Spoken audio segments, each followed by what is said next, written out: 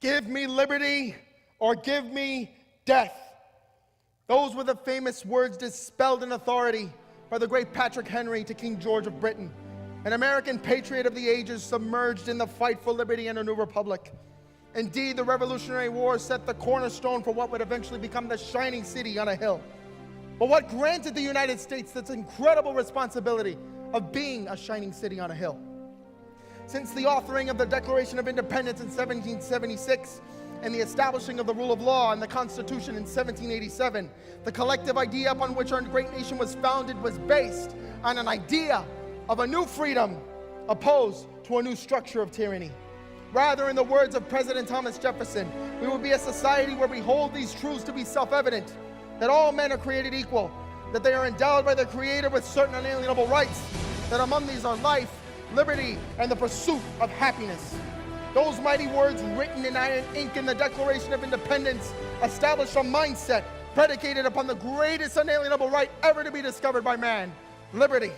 When citizens unite under a common motivation for freedom, the government becomes subservient to the will of its people.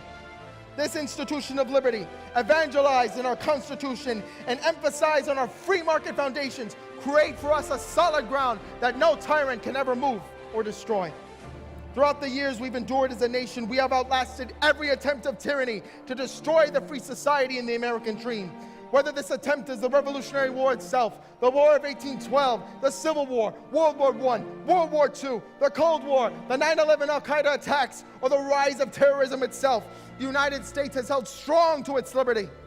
However much we have been victorious against the threat of tyranny, it always rears its putrid face in one way or another. As we enter into this postmodern era, we have raised up a generation that has forgotten the importance of this liberty and are consumed with indoctrinating it with the nuances of socialism.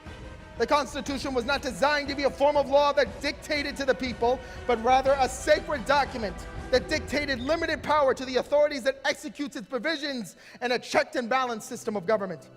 It is these provisions and the sacred rights that supersede legislation that have come under dire threat over the past years. Government has become more powerful than it was ever intended to be, and elected officials have acquired success in dividing the people against themselves.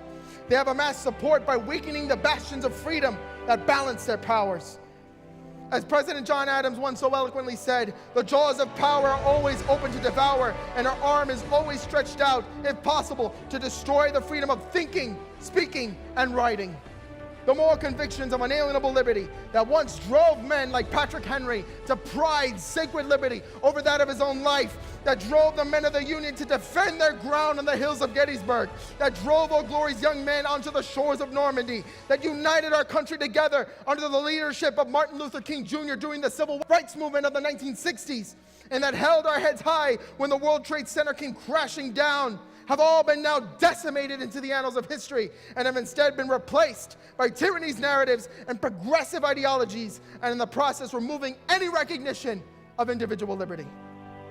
Indeed, it is only liberty that unites us all, young and old, man and woman, black and white, religion and philosophy, that makes us an impregnable force against the forces of evil that would see us enslaved to their will. In this country, we live by a cardinal ethic that although we may not agree with what each other may have to say, make no mistake, we will fight to the death for our rights to speak. This principle under liberty has united us all, and any attempt to dismantle it in our philosophy and greed for wealth of power should be cast out into darkness.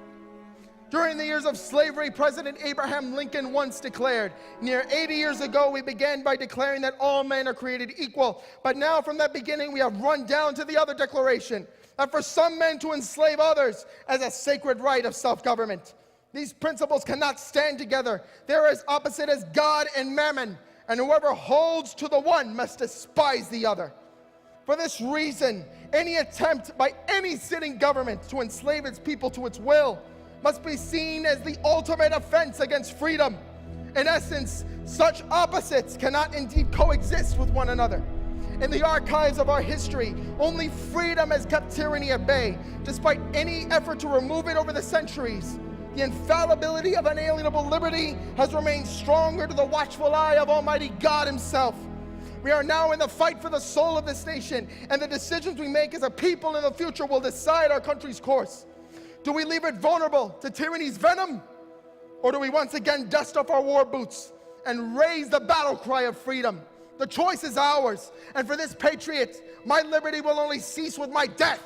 When liberty is threatened, it is the citizen that rises up and takes up the mantle of patriot to uphold and to defend the Constitution and to preserve the freedom that was fought for and paid for with such high a price.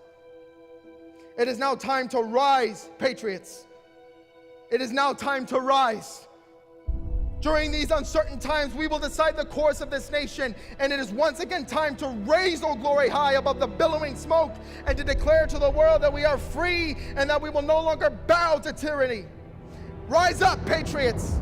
Rise up, Republican, Democrat, and Independent alike, and raise your voices in unity and in the splendor of the fire of liberty that shall forever burn within the depths of our hearts. As the great economist Milton Friedman once said, neither equality before God nor equality of opportunity presented any conflict with liberty to shape one's own life. Quite the opposite. Equality and liberty were two faces of the same basic value, that every individual should be regarded as an end in and of itself. So I say to everyone within the sound of my voice, stand up, rise up, patriots, rise up, patriots, rise up, patriots. Rise up, young Americans, and take your liberty back.